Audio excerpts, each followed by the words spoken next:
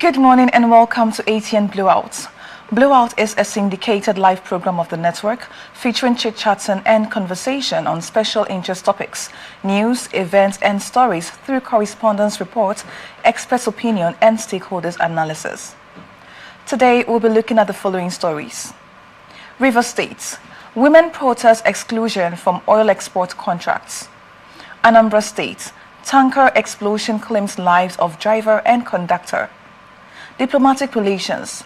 Tinubu's ambassador designates in limbo. E-transmission role. NLC threatens mass action, election boycotts. Insecurity. APC chieftain advocates military base in Oyo. Electoral malpractice. Ghana recalls envoy to Nigeria. We are open for advert placements, bookings, and commercials. You can connect with us on all our ATN socials, Facebook and YouTube at Atlantic Television Network, Instagram and TikTok at Atlantic TV Network 1, and on X at Atlantic TV Nets. Watch us live on our website, www.atlanticnetwork.tv. We're going for a short commercial break. When I return, I will introduce my guest for today.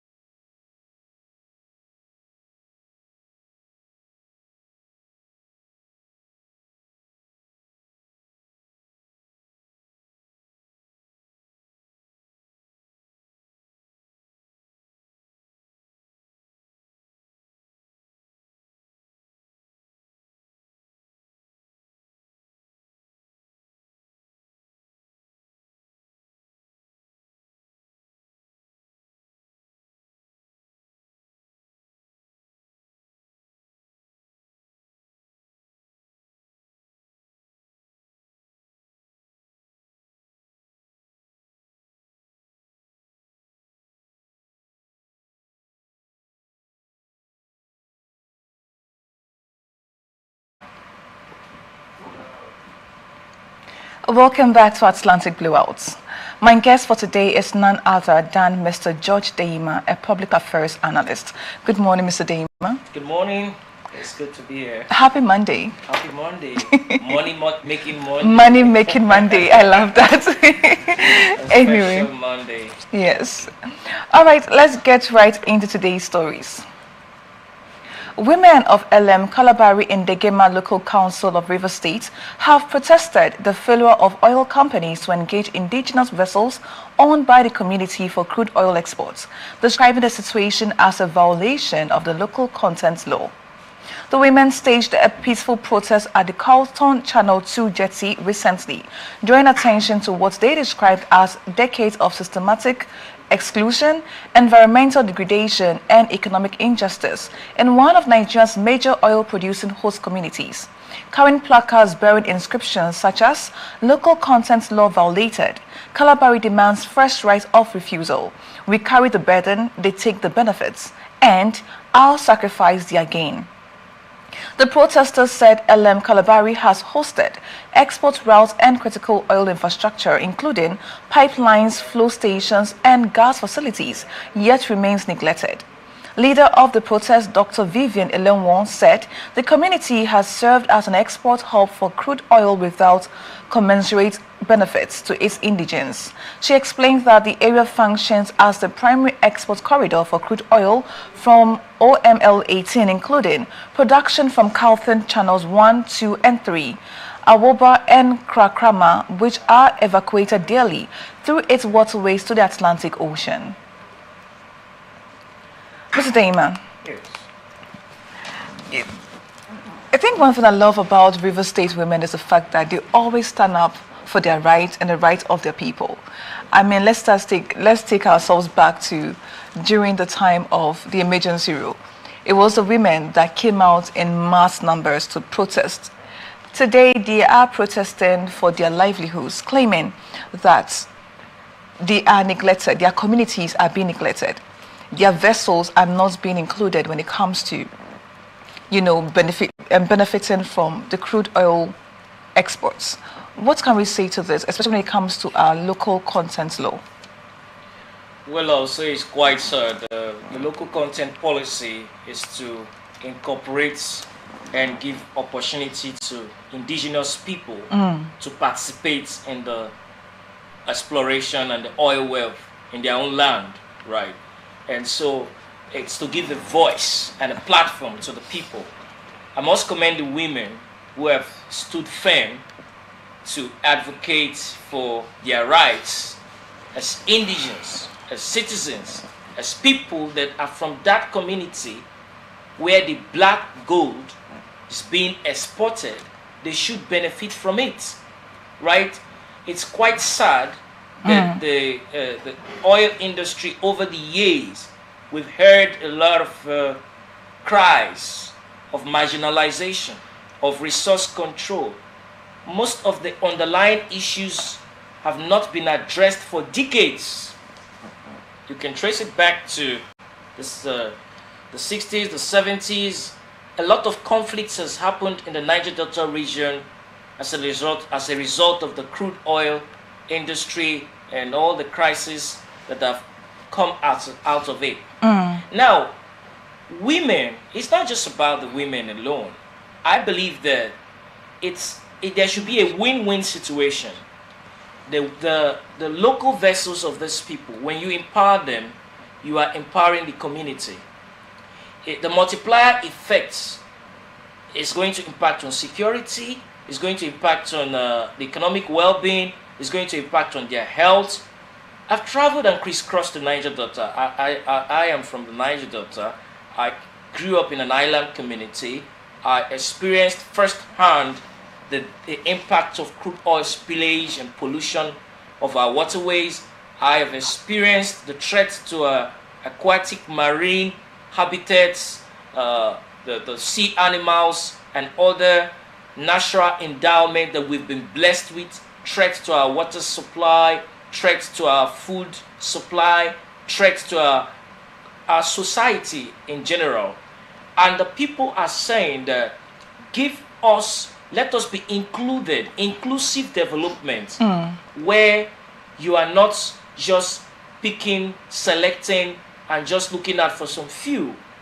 This is the community, the host community. And also the blame goes to some of representatives. I always call on those in the House of Assembly. These are constituency issues that should be a burning topic. These are issues that should steer them to come to the House of Assembly, bring up bills, speak for the people. You are the representative of the people, right? The local government, the traditional institutions, the community leaders, all of them should work together to stand with one voice and speak for the rights of the people. If you don't speak for your rights, who will? Right? Now the women are so bold and courageous. You said something. The women are always at the forefront, fighting for human rights, fighting for justice, fighting for freedom, fighting for economic inclusiveness. Like in this case, they want to be included in the economic in the economic state of their locality where there's a lot of exploration. They should benefit from what is coming out from their soil, right? They should be impacted positively. If you travel to the United Arab Emirates, where a lot of our politicians travel to, they go there for vacation, they go there to relax, they go there for tourism. Look at the United Arab Emirates 6 decades ago. A lot of it was desert. There was not much development, but the visionary leadership of the government of the United Arab Emirates they saw they were not limited with just exploring crude oil. They improved other sectors of the economy like tourism. They ensured that the people benefit from what is being extracted from their soil.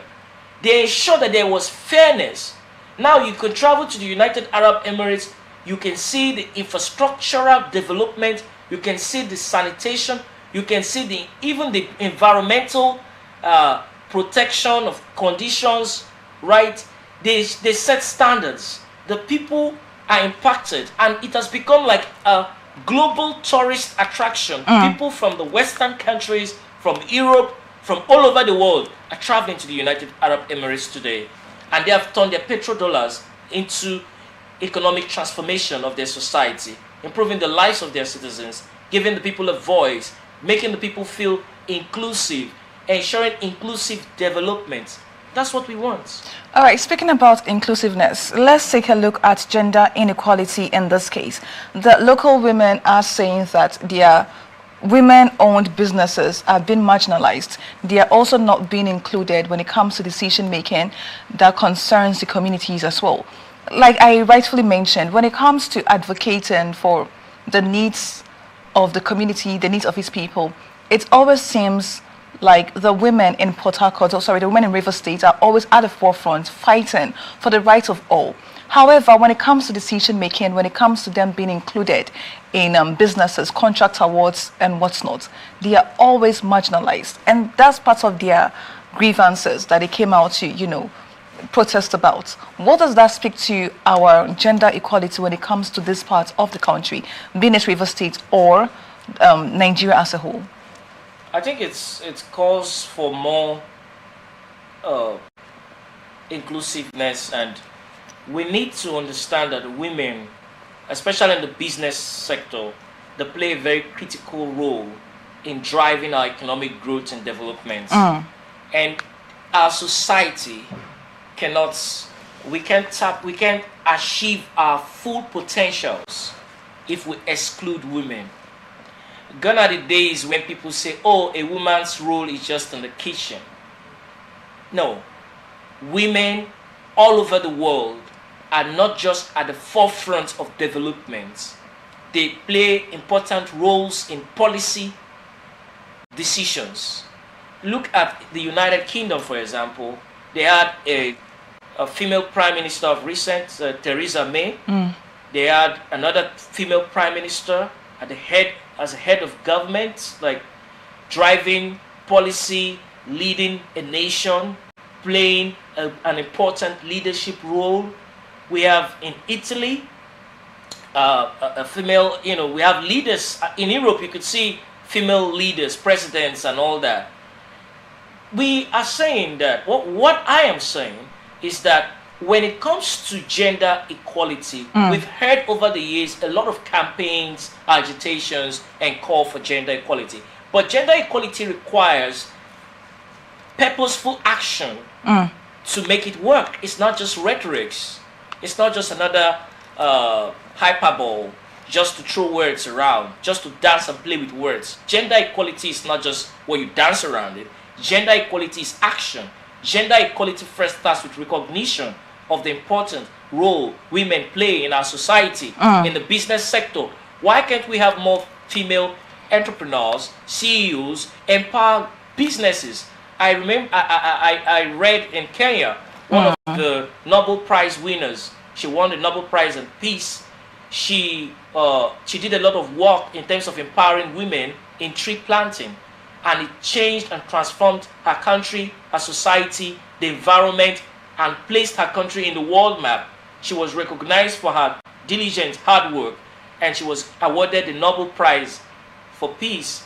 So we can do a lot more, not just talking so much about gender equality. We have a lot of human rights activists, campaigners, the politicians. From time to time, they organize conferences where they talk about gender equality. It is time for action, not just speech, talks, and hyperboles. Okay, speaking of actions, do you think that the protest can actually lead to a tangible result? Because it seems like in Nigeria, we are used to protesting here and there, and at the end of the day, the government of the day would go ahead to do what they want to do. But in this case, do you think that, considering the fact that these are women advocating for their rights, advocating for their businesses to be included, advocating for their voices to be heard when it comes to this decision making about businesses in their host communities, they're not just talking about their businesses, they're also talking about infrastructure in that community, because in as much as the oil is being drilled from there, they are supposed to feel the benefits of their resources, but unfortunately reverse is the case. So do you think that, considering their actions so far, the government of the day or the federal government or the ministries involved in answering their call is going to do the right thing by them? Well, it's up to the government. It will require collective action. The state government must be involved. The local government must be involved. The traditional institution must be involved. The Ministry of Petroleum, the federal government, agencies of government. It's a collective action to make it work. And the women have protested. After protests, what next? That requires leadership, because the people have expressed their frustration of a system that have excluded them in their own land. It's time for the government, our leaders, to listen to the people. The people have spoken. It's time for our leaders to pay attention to these women. They are mothers, they are aunties, they are sisters, they are wives. I don't even want to add girlfriends, but they are everything, right? And these women are very important. If you empower a woman, you're empowering society. If you transform a woman, you're transforming society. If you empower a woman in terms of her economic livelihood, you are empowering many people. Because women naturally, they have this structure of care. So when you empower women, you are actually empowering society. You are empowering society not just to develop, but you are contributing to the peace, the peaceful state of the society. Because women go to the marketplace, see them walking, see them selling. I know of a particular market. If anytime you go there, you see these women. Early morning they are there. In the afternoon they are there. In the evening they are there. They want to take care of their families. They want to take care of their children. So we need to empower them. All right. Thank you, Mr. Daima. Moving on. 2 persons have lost their lives on Sunday following a tanker explosion opposite the Federal Road Safety Corps office along the Ihiala-Onitsha Road in Ihiala local government area of Anambra. Mrs. Bridget Ashikauno, Sector Commander FRSC in Anambra, confirmed the incident to journalists in Awka.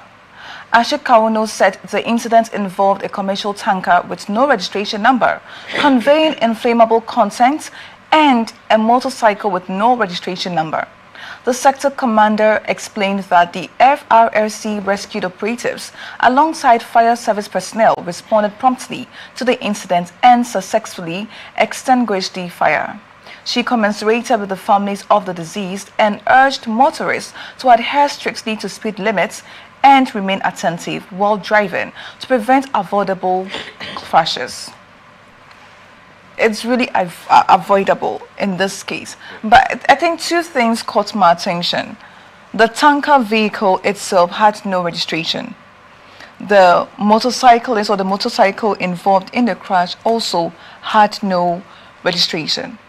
Now, the road safety operatives, how long have these 2 vehicles or these 2 automobiles been on the road before getting involved in an accident? What does that say to oversight when it comes to our road safety here in Nigeria? Because we have a tanker without a registration. We have a motorcycle without a registration.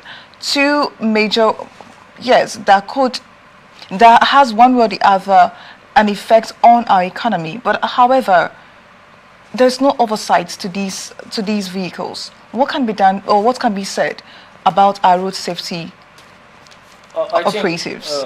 thank you very much for that question. I think a lot can be done in terms of our road safety, in terms of preventing accidents on our highways. A lot of people that have died shouldn't die. Those deaths could be prevented. They are preventable. We are not in control of what happens, but we are in control of how we respond to what happens. And the better way of responding is to prepare for it, not wait for an accident to happen. Our emergency response is very poor. And when you talk about road safety involves a lot. It's not just about the federal road safety officials on our highways. It involves the drivers, it involves the passengers, it involves the vehicles, the worthiness of the vehicles. Are they being maintained? Like, do they maintain these vehicles from time to time? It involves a lot that we can do to cut down on the deaths. Too many deaths on our roads and highways that could be prevented. Too many lives wasted. Too many potentials gone. Too many resources misused. Too much of time wasted. You look at even the drivers. Let's start from them. I will recommend a periodic mental check from time to time. Look at how careless most of them are on the highway. Even today, while driving down here, look, there was a guy that was driving this heavy duty vehicle. He was speeding. You could kill. You could destroy lives. So most of them, some of them, they abused. They take a lot of drugs, right? Because they want to feel high. You want to feel high on the highway. A lot of people on the highway to death and also losing your life. So there should be regulation and reforms. But we can talk regulation and reforms for as much as we can. But the reality is we must be clear that there is a challenge in the road safety administration in Nigeria. What can we do to improve our road safety? If it has to do with, number one, training the drivers, putting them on some orientation exercise or orientation programs from time to time, organizing training sections for them to, most of them don't understand even road traffic signs. Some of them, they are just over speeding. They don't know when to slow down. They don't know when to turn. Many of them have driving license. A driving license does not mean you have a permanent knowledge on road affairs. You need to, from time to time, update yourself. And even the road safety officials on our highways, many of them have been involved in too many corrupt. Some of them are just interested in their corrupt returns than actually doing their jobs. You as a road safety official, you have no business collecting money from a driver. You have no business escorting a driver on the highway. Your responsibility is for the safety of the passengers, of the driver, of lives. You are like a doctor. You are like a first responder. So your responsibility is to ensure that those people follow the rules, not just to enrich yourself. So if we are serious in ensuring that their lives and properties of Nigerians are safeguarded, protected, we must identify the problems and provide solutions. And one of the solutions is training these drivers from time to time. And then the vehicles too. Most of them are not properly maintained. Like the heavy duty vehicles, most of them, they don't maintain them. They don't check them from time to time. And then those that are that break the law or that fail to follow the rules, the laws, should be prosecuted as to serve as a deterrent to others. This culture of impunity and carelessness is taking the lives of people, and we can't continue with such ways if we want to see improvement in our road safety. Yeah, speaking of the lives of people, it's fortunate, we were quite fortunate that when this explosion happened, it was not in a densely populated community. Imagine if there were other people, lots of people around, the catastrophe that could have happened.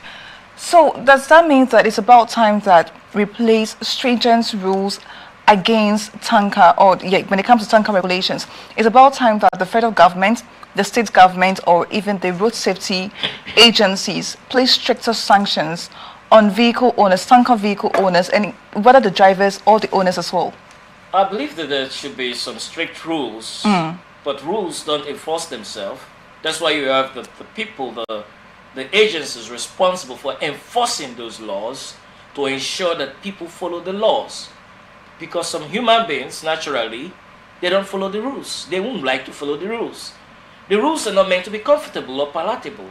They are not an emotional pacifying agent. The rules are meant to checkmate, correct, ensure there is orderliness in the society, and the society is organized. Apart from the strict rules that should be put in place, especially with these heavy-duty drivers, because most of them act with impunity on our highways. They drive as if they want to drive to heaven. They drive as if they are the only ones on the highways. I don't know whether they have this mentality that they are the elephants of the roads, and the smaller vehicles are the lesser animals, and they, as the elephants, they want to over dominate. No, it's not a contest. It's a road. Everyone wants to travel and go home safely. You are not in a sports. There's a sports in Europe with cars. It's not a motorsports. You are driving home. You are not competing that who is the fastest driver. You're not going to be given an award as the fastest driver on the highway. Another thing I want to contribute is the emergency response. Recently, we had a high-profile Nigerian that was involved in an accident somewhere in the southwest. Yeah. And many Nigerians were talking about our emergency response, health response, and all that. Have we seen any action on that on that front? We need medical emergency response. Our emergency response is very poor. We need to put in place infrastructure, especially on our highways. I've traveled across this country. I've traveled to many states in Nigeria. And when you're traveling on a highway, God forbid, but the reality is sometimes accidents happen. Where is the nearest emergency response? By the time you rush someone in a critical health condition, an accident victim, to the nearest hospital, the person's life is gone. So we need mobile medical centers on our highways, equipped and functioning. This can be done in collaboration with the Federal Road Safety Corps and other agencies of government, so that we can prevent or reduce the number of lives that are lost daily on our highways. Well spoken, Mr. Daima. Thank you. Let's move on quickly to our next story. Many of President Bola Tinubu's recently nominated ambassadors face the prospect of being rejected by host countries due to time constraints on their tenure, findings have revealed. High-ranking officials in the presidency and the Foreign Service disclosed that the Ministry of Foreign Affairs was grappling with the challenge of securing agreements, the formal consent of receiving states for the nominees. According to them, several countries may insist that ambassadors have a minimum tenure period of a year or two tied to the life of the sending country's administration. With the next presidential election scheduled for February 2027 and Tinubu's first tenure set to conclude in May that year, the officials expressed concerns that the host countries may be reluctant to accept many of the envoys for now. Career Foreign Service officers often serve a total of approximately 3 years per ambassadorship. Again, this is poking holes into the urgency at which we meet our needs as a people, as a country. For some reason, our ambassadors were pulled out from the stations, and it's taken this administration this long to assign new ambassadors to those positions. Now, with the President Tinubu's administration having a couple of months, less than a year, okay, maybe his administration about a year and a few months, is this the right time for us to have ambassadors? I mean, we've done without for so long. One would say, why not continue? But obviously, due to recent situations in Nigeria, we needed bilateral relationships. That's how important ambassadors are to a country. I mean, let's take, for example, recent happenings with our U.S. counterparts, where they designated Nigeria as a country of particular concern. we did not have any representative in the US to, try and then have talks with the country, to ensure that, okay, the information you're getting and what's on ground are the same. So we've seen the importance of having ambassadors in different countries. However, it seems like we took the decision a bit too late. Now, these ambassadors are facing rejection due to how long this administration has to serve. What does that say to our agency, Mr. Damon? Well, when I look at that categorization of the country of particular concern, I look at it from a different perspective. Okay. A country of particular concern.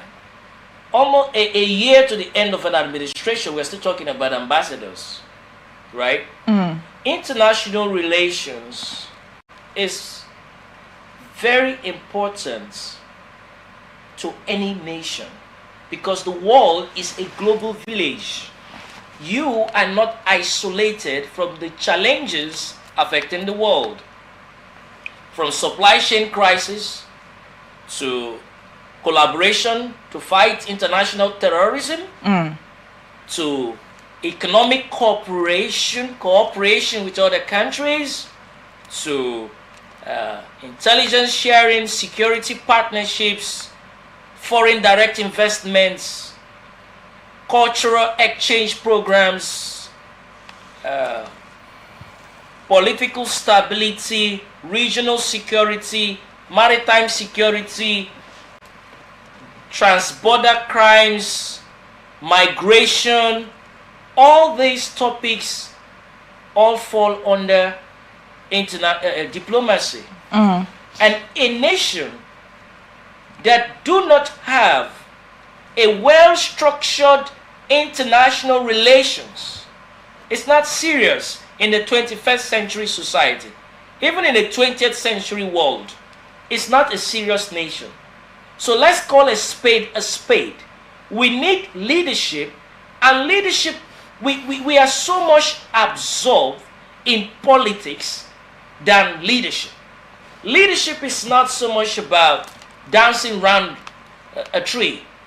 It's understanding the problems. Now, when you have ambassadors, it's not just about the ambassadors, a diplomatic presence. They are representing your nation. Then the host nation see them, they see your nation.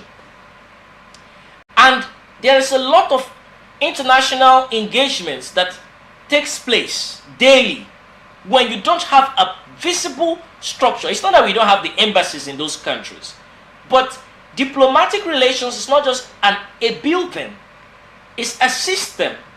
And the system, your diplomatic presence, your ambassadors, even the people you nominate to be ambassadors, they have to be people that are globally, understand the international politics. They have good understanding of international politics. They have good understanding of the host nation. They have good understanding of the history, culture, politics, and all these factors must be put in place even before you appoint them as ambassadors. Yes, most ambassadors are appointed, politicians are appointed, but they should be sound, they should be knowledgeable, they should be equipped, understanding the present day global challenges. They should come up with ideas. They should be people that sit down, that brainstorm. They should be people open to innovative ways of doing things. They should be people that have the capacity to engage with these foreign leaders. They should be people that are equipped. They understand their host countries very well. They understand the dynamics, the politics, all the power plays and power tussles, and they, as diplomats, should know use diplomacy properly. So when you have a situation where for almost to the end of an administration, you are still talking about ambassadors, then it means that there's leadership failure on the aspect of the government. Now, what can we do? Well, we should learn lessons from what has happened so that the next administration should not wait until at the end of the tenure. That's when you appoint ambassadors. Before you are sworn in as a president, your ambassadorial list should be ready. You should do your homework. You should do your research. You should do your consultation. You should do your engagement. You should have a foreign policy team. You should have people that have good understanding of foreign policy, that have good understanding of how to project the interest of your nation. Because you have your foreign policy objectives. What is your foreign policy objectives? Look at the United States of America. Recently, they captured the country's president. They have their foreign policy objectives in their hemisphere. They have their national security objectives in their hemisphere, across continents. They have their objectives, they have their goals. Part of their objectives and goals is on the migration aspect. They want to ensure they have strong borders, and their diplomatic presence, their foreign policy, their ambassadors, all of them are projecting same message. What the administration is focused on. They want strong borders, they want strong economies, they want to ensure that they are dominant in the space of AI and cyber security, in technology, and also have access to critical rare earth minerals to drive their economic dominance and to make them, give them that energy security to become that global powerhouse. What is our foreign policy objectives? Not just in West Africa. In West Africa, do we have foreign policy objectives? If we do have such objectives, we won't be wasting our time appointing ambassadors. Nigeria is blessed with a lot of learned people. We should give them opportunity, not just dancing around the political, playing political scramble or political games. We've stated the importance of diplomatic relations to a country, especially a country like Nigeria. Now, citing this, looking at the diplomacy vacuum that this has created, do you think that it's going to affect our leverage when it comes to business related, in terms of our economy, in terms of business relations with other countries? I'm not just talking about America or the European countries, even our West African states, even our East African states, because I'm particularly concerned with intra-African trade, you know. But it seems like we are more focused on strengthening relations with the European Western countries than with our African countries. So what does this create? What kind of the vacuum this creates for us?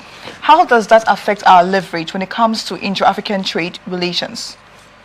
I think we have this there's a serious gap, and to say it politely, there's a crisis in terms of our diplomatic presence in West Africa and Africa. West Africa is very strategic. Looking at the maritime security, for example. Now, diplomatic presence in a country, strengthening diplomatic relations with other African nations is important for our national security. If we see it as a top national security priority, we will be intentional about our diplomatic presence. Nigeria is surrounded. We have border nations like Cameroon. We look at the Chad Basin, Chad, Niger, Benin Republic, and then you spread to other West African countries. Then the maritime sector is also important. You look at other countries like Angola and all that. When you strengthen your diplomatic relations with these countries, you also help in intelligence sharing. You also help in security. You also help in business, because we have Nigerian businessmen and women. There is hardly any African country you travel to that you will not see a Nigerian. Even in Pakistan, you will see Nigerian businessmen in Pakistan. In Afghanistan, you will still see Nigerians. There is hardly any nation in this world that you will not see a Nigerian. Very difficult. Nigerians are very diligent, hardworking people. Irrespective of the systems that are not working here, Nigerians like to travel for business. They want economic opportunities. They want to tap into opportunities wherever they find it. Even though it's in a conflict region, you will see Nigeria. In Ukraine, that's currently experiencing a war with Russia, There are still Nigerians in Ukraine. In fact, recently I saw a video of some Nigerians in Ukraine that the war is going on. They were talking about their power supply just went off and all that. They were having power supply. I was wondering, Ukraine that is experiencing war, they still have power supply running in some of their cities. Nigeria that is not experiencing war, some people have been in the dark for almost all their life. They can count the number of times the light bulbs, they could see the light blink. Now, the businessmen and women in these African countries, when you have ambassadors, that's why you appoint people that understand the business of foreign relations. Yes, you want to take care of your politicians' political interests, but look out for people. I was going to ask that. Do you think that there should be a balance? This decision is usually politically motivated, because it seems like doing your political allies a favor by appointing them with ambassadorship. That's what happens in some of these in these instances. Could this be politically motivated? Is that the reason why we have such a vacuum in a very important sector of Nigeria's economy? Because this affects our well-being, not just economy, basically, like you mentioned, rightfully mentioned, security, economy, even PR, public, how the other countries perceive Nigeria as to be. I was a bit happy when I saw the First Lady, when she went to for the breakfast prayer in the United States, how she was received by Trump, even calling her a very respectable person, a respectable woman. I'm sure prior to this, Trump did not even have or had a different opinion of our First Lady. But seeing her relating with her, the way she carried herself may have, given a different picture on who she is as a First Lady, on who she is as the mother of our nation. That's how important diplomatic relations is to a country. In this instance where we have politicized everything in Nigeria, how dare is this? I believe that it's important when even the recruitment process of those you're going to appoint as ambassadors to these nations. If you look at our African nations, we must strengthen our diplomatic presence, bilateral relations, and those that are appointed as ambassadors must understand that they are there to represent Nigerians. It's like a microcosm of Nigeria in that place. They should engage with the business community. I have heard and read about cases of even the Nigerian students studying in many nations, even in African nations. There are Nigerian students that are studying in Ghana, even in Benin Republic, in Togo, across Africa, in Egypt. I have friends that are studying in Morocco and all that. The embassy is not just there for ceremony. There should be engagement with the student community, with the Nigerian businessmen. Fight for their interests. That's what you are there for. Okay. Let's move on. The Nigeria Labour Congress (NLC) has issued a strong warning that it may embark on nationwide mass action or boycott future elections if the amendment of the Electoral Act 2022 fails to mandate the real-time electronic transmission and collation of election results. In a statement on Sunday, NLC President Joe Ajero said the amendment law must clearly and unequivocally compel the Independent National Electoral Commission to transmit results electronically from polling units in real time, warning that any ambiguity would further erode public confidence in Nigeria's electoral system. The warning followed the Senate's rejection on February 4th of a proposal seeking to make real-time electronic transmission of results compulsory during deliberations of the Electoral Acts Amendment Bill 2026. Although the Senate retained provisions of electronic transmission contained in Electoral Act 2022, the existing law does not legally bind INEC to transmit results in real time. As a result, manual transmission and collation remain the dominant practice, despite the deployment of INEC's result viewing portal, IREV.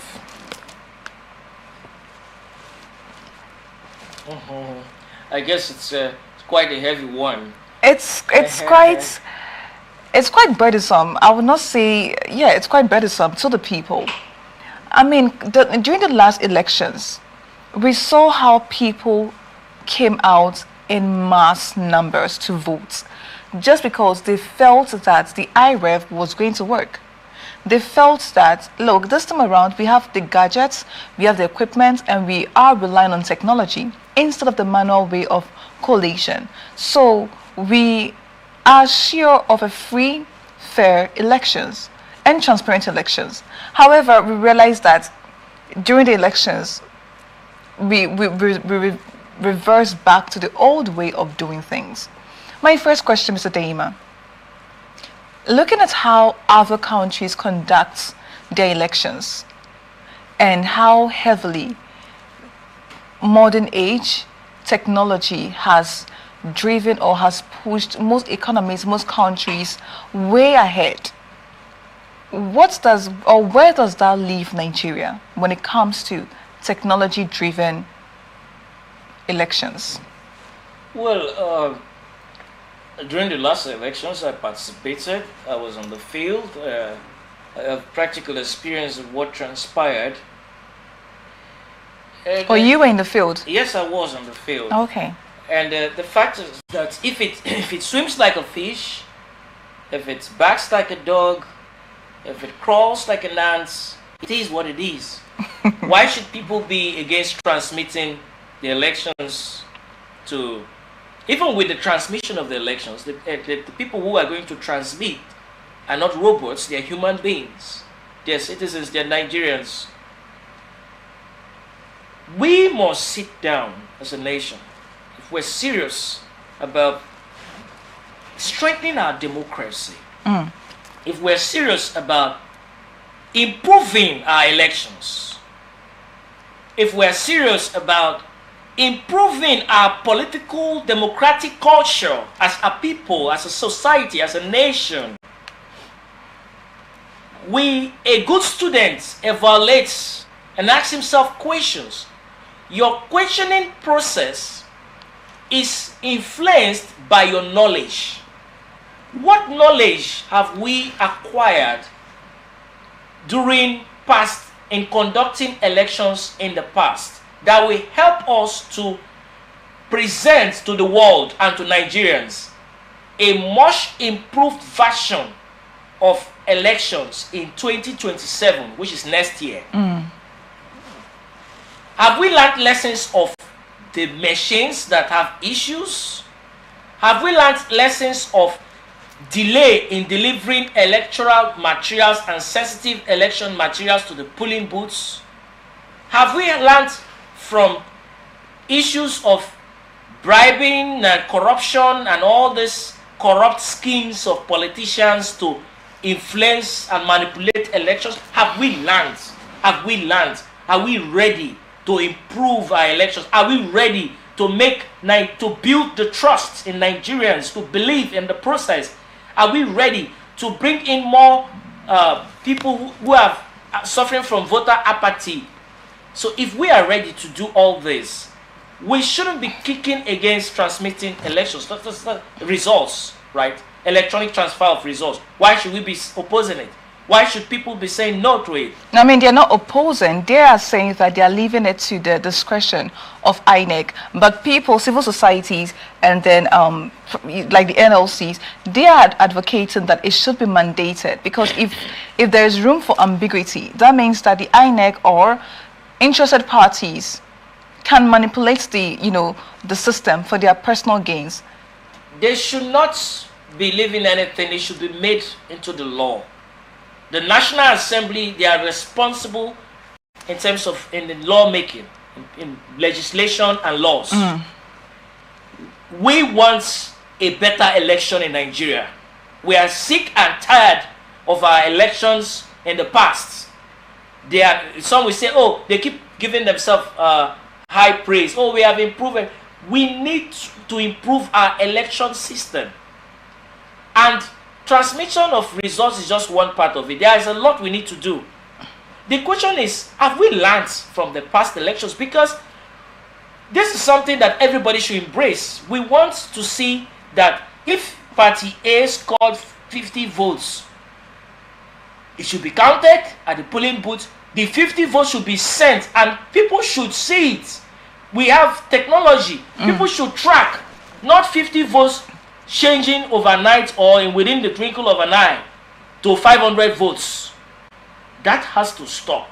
Okay. Because the electoral process is like a vehicle that drives in the leadership. And the leadership is the vehicle that will either drive us into development or drive us into poverty. My final question on this story. The NLC, Nigerian Labour Congress, some will say that it has political affiliations, to the Labour Party, and that their demands or their threats to hit the street if the Senate, if the National Assembly does not implement the mandating of e-transmission of our results is just to favor their political ambition. What do you have to say about this, Mr. Deima? I don't know much about the NLC, where their political affiliation lies, who they are supporting, where their interest lies. But what I know as a Nigerian is that many years ago, I was living in this country. When you talk about NLC, Nigerian Labour Congress, you respect them. You'll be so happy to talk about them. When there were issues in the fuel hike and fuel subsidy and all that, they were standing strong. Now, you hardly even know where we have, with respect to the NLC. But the truth of the matter is many Nigerians have lost faith in them. And when they say, oh, we're going to protest, it's good to back and bite. But in this case, you just keep hearing, we are going to protest for this. Peaceful protest is part of a democratic setting, where you are making your voice, you are trying to express yourself, you're trying to tell the leaders, oh, we are not happy with this policy, you can do it better, you can do it like this, we want you to engage us this way. It's part of the democratic process. But personally, many Nigerians, and not just myself, many Nigerians have lost faith and trust with the NLC. I don't know which political party they belong, I'm not part of them, but the truth is many Nigerians have lost faith and trust in them because the NLC we knew years ago is not acting like the NLC of this present dispensation. So I hope they get back on the right track. Okay, let's move on quickly.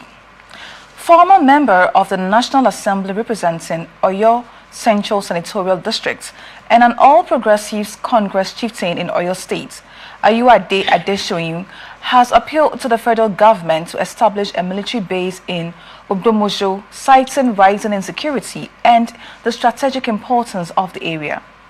Adeshoyun made the call on Sunday during an interview with newsmen at Onipanu, Surulere local government area of Oyo State. He described the absence of a military formation in Ogbomoso as a major security gap that should be addressed long ago.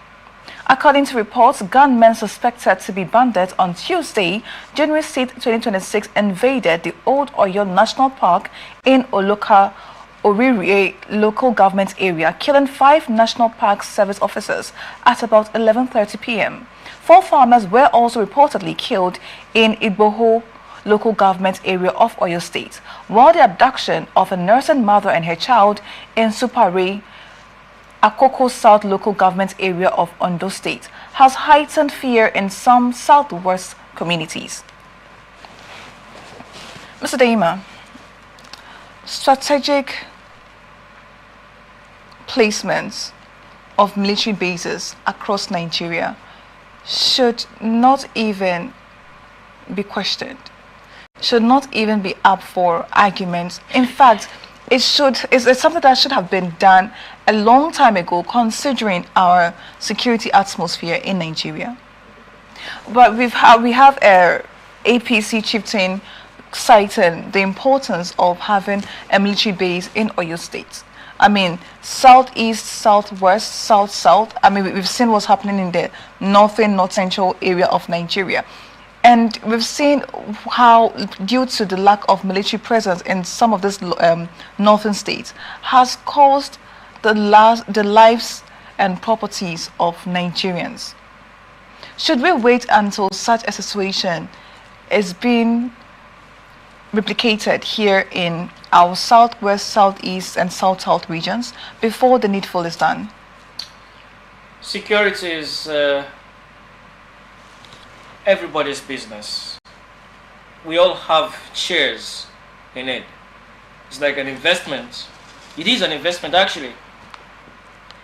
Citing of putting a security military base in strategic location is very important and helpful, but beyond that, because the military installation or the military base is going to be in a particular place, it's not going to be everywhere. It's not like a satellite that just covers for all the crimes and criminalities in that particular area. We need to strengthen neighborhood security work. There should be collaboration with the traditional rulers, youth leaders, community leaders, and look at our forests, our farms. Many farmers, they go to the farm because they want to survive for their daily breads. They want to feed the nation, and they ended up being killed or kidnapped. Look at the cases of kidnapping. So dehumanizing and heartbreaking. Some of these kidnappers, I wonder what planet they came from. Some of them will collect the ransom and still kill the person. That's why we need strong laws. These criminals should not just be prosecuted, they should be used to serve as a deterrent to others. How do you kidnap someone, collect ransom, and kill the person? You are just acting like you are. Even the devil will be surprised and shocked that you are worse than him, because you're not supposed to take his place. He is a terrible being as a devil. Now you want to be more terrible than the devil, who is terrible, by kidnapping someone and killing the person, collecting ransom. And you see, if you look at those people that are being paraded, most of them are young people. That is why I am calling on our government, pay attention to the youths. The youths, much of the crimes, much of the criminality comes from young people. Yes, you have some elderly ones that are involved in these crimes that collaborate with them. But imagine an 80-year-old man carrying a gun and running around to kidnap people. Where is his strength? He might even break an ankle while trying to run, or the person you're trying to kidnap might push you.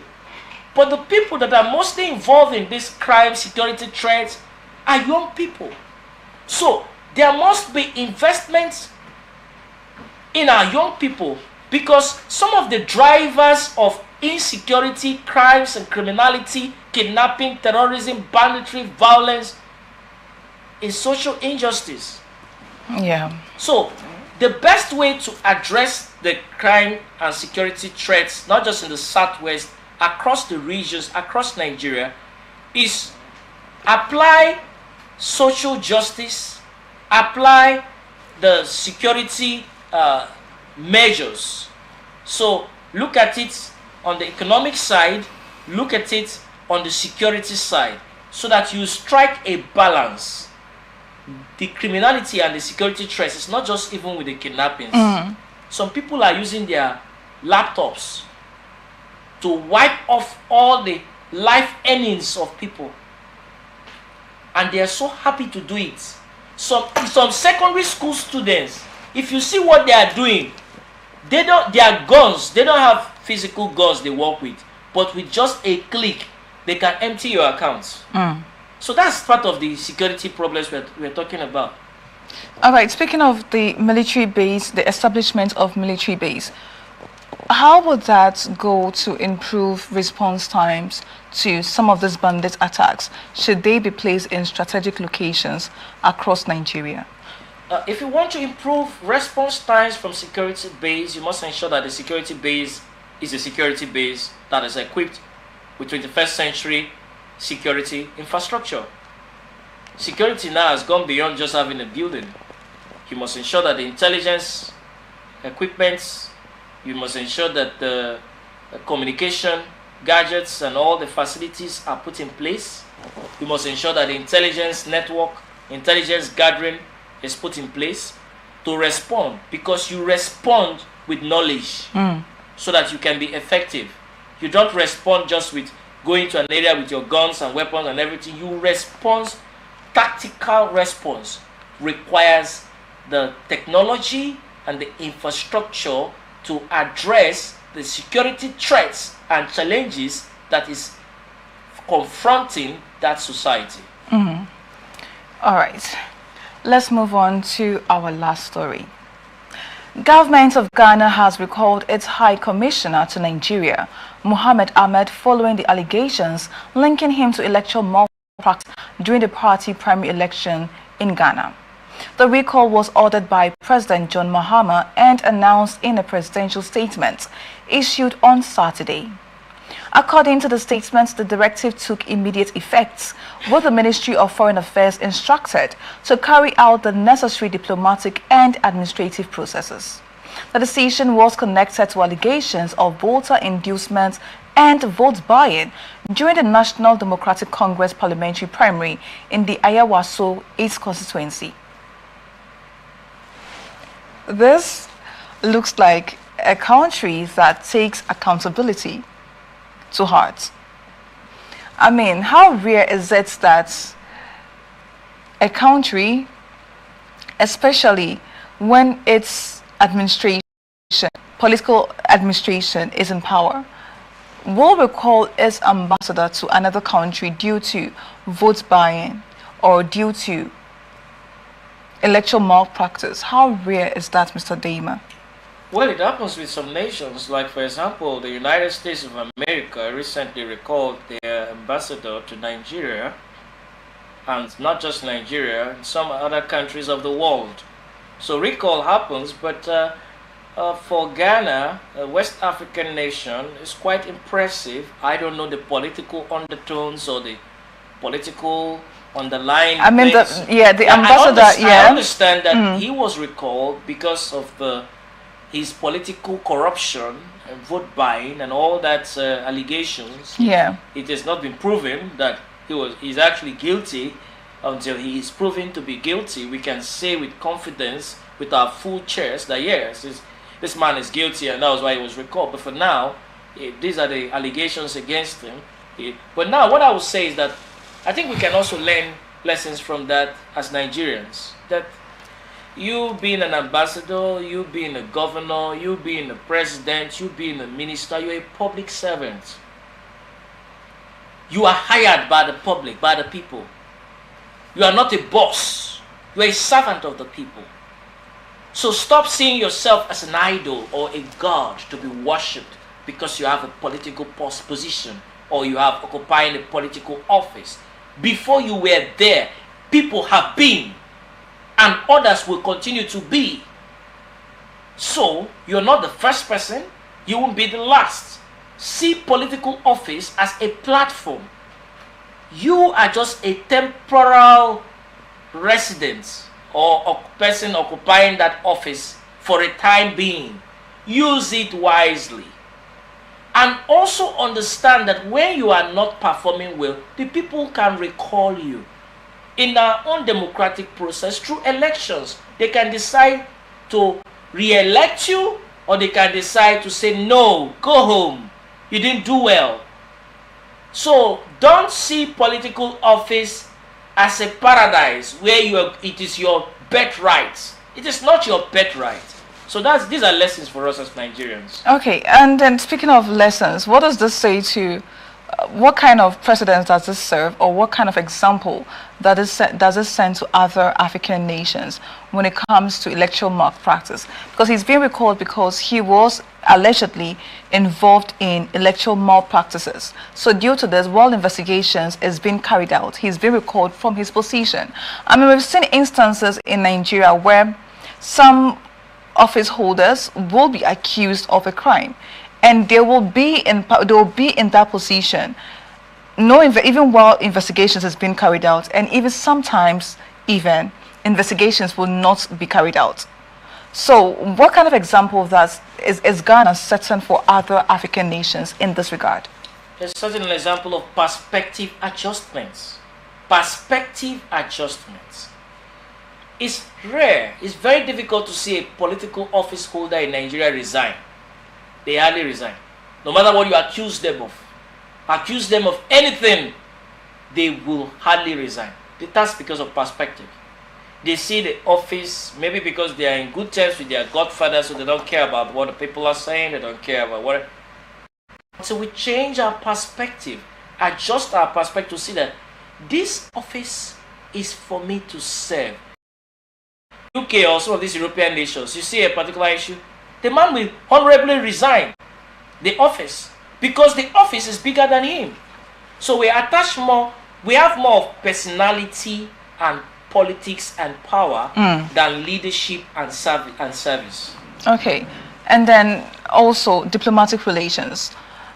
Can this affect Ghana's diplomatic relations with Nigeria in this regard? Do you think it's going to cause a rift between the diplomatic relationship between the two countries? I don't think so. They might have some lapses because the ambassador is not there, but there's a structure put in place. But I think they will restore. Either they will be restored or they will have another ambassador take that responsibility. So it would really affect much of the diplomatic relations because this is like an in-house issue, an in-house cleaning issue.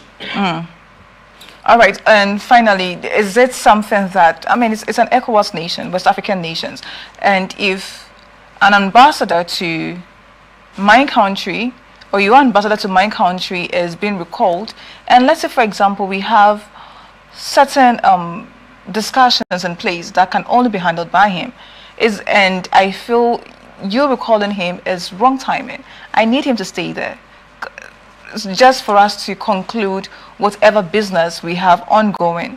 I mean, I do see some skirmishes here, or I see some rifts here. Is it a way, can Nigeria step in and say, please do not recall him yet, and so we've concluded our business? Or can this also involve ECOWAS as well, or cause rifts in the ECOWAS system? No, I don't think it's going to cause any rift in the ECOWAS system. I think there's always provisions for emergency situations like this, and Nigeria have no right whatsoever to start telling them what to do in terms of their own diplomatic relations. They can advise them, but they have no right to tell them how to dictate their in-house diplomatic restructuring as they're trying to do. If it has to do with business, there are emergency provisions, and there are provisions for situations like this, and it can be handled effectively. Okay, and finally, my final question: electoral norms in West Africa. Do you see this again setting a precedence for electoral norms in West Africa, in African states? Because when it comes to elections, we like to say, oh, the elections were free, fair, and transparent. You know, but more often than not, reverse is the case. So in this instant, do you think that it's going to affect our electoral norms in African states, or is it setting a good record, or is it showing faith to the people that, look, there is hope in the future? If Ghana can do this, then that means that other African nations can also implement it as well, which means that the electoral norms in West African states, is a priority to these countries. It's a light of hope. It's not enough to build more trust in the electoral system, but it's also telling us that let's start doing things right. Let's make things right. Let's work to ensure that we strengthen our electoral process. Those manipulating the system, those rigging elections, they are becoming unpopular. And when we see that they are unpopular, they will soon fade out. So let us make our system work for generations to come, so that it can be a good reference point. And finally, what I would say is that always be a good reference point. Always be a good reference point. The words of Mr. George Deima. This is where we wrap it up on this episode of Blowout. Thank you very much, Mr. Deima, for coming into the studio today. Thank you for having me. I appreciate it. All right. We are open for advert placements, bookings, and commercials. You can connect with us on all our ATN socials, Facebook and YouTube at Atlantic Television Network, Instagram and TikTok at Atlantic TV Network 1, and on X at Atlantic TV Net. Watch us live on our website www.atlanticnetwork.tv. Remember, peace and unity are the pathways to progress. Open conversation comes up shortly. Don't go away. Thank you for watching. I am Antonia Arsabil.